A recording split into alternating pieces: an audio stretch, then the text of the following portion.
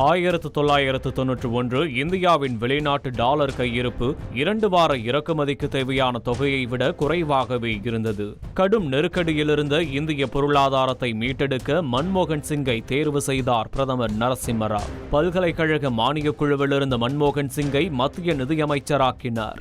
மன்மோகன் சிங் வாங்க நிதியமைச்சராக பதவியேற்றுக் கொள்ளுங்கள் என நரசிம்ம ராவ் அழைத்ததே மன்மோகன் சிங்கின் அரசியல் பயணத்தின் தொடக்கம்.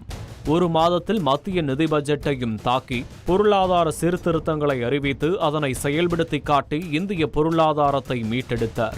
நேர்மையான நிதியமைச்சராக செயல்பட்டார். 1991 அக்டோபரில் அசாம் மாநிலத்திலிருந்து மாநிலங்களவை எம்பியாக தேர்வு செய்யப்பட்டார்.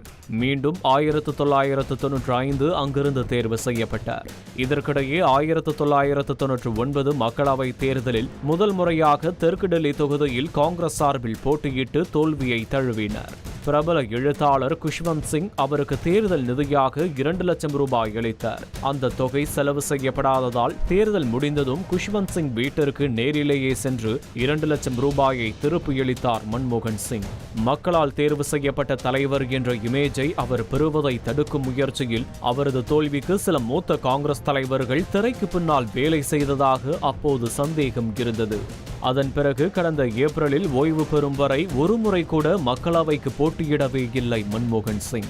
1995, 2001, 2007, 2013 மாநிலங்களவை தேர்தல்களில் அசாமிலிருந்து மீண்டும் தேர்ந்தெடுக்கப்பட்டார். இறுதியாக 2019 ராஜஸ்தானிலிருந்து மாநிலங்களவை உறுப்பினராக தேர்வு செய்யப்பட்டார்.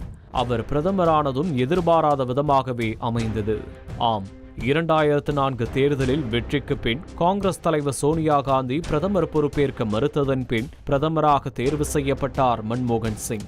சோனியாவிடமே உண்மையான அதிகாரம், மௌன பிரதமர் என்ற விமர்சனங்களை எல்லாம் எதிர்கொண்டார். கூட்டணி அரசாங்கத்தை நடத்துவது பெரும் முட்கள் நிறைந்த பாதையாகவே இருந்தது. புயல்கள் அடிக்கும் போதெல்லாம் வளைந்து விழும் புல்லாக உவமையாக இருந்தாரே தவிர நிமிர்ந்து நிற்கும் மரத்தை போல அல்ல.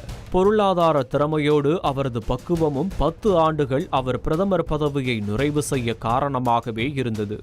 பலவீனமானவர் என்று அரசியலில் விமர்சிக்கப்பட்டவர் 2008 இந்தியா அமெரிக்கா அணுசக்தி ஒப்பந்தம் கையெழுத்தாக காரணமாக இருந்தார்.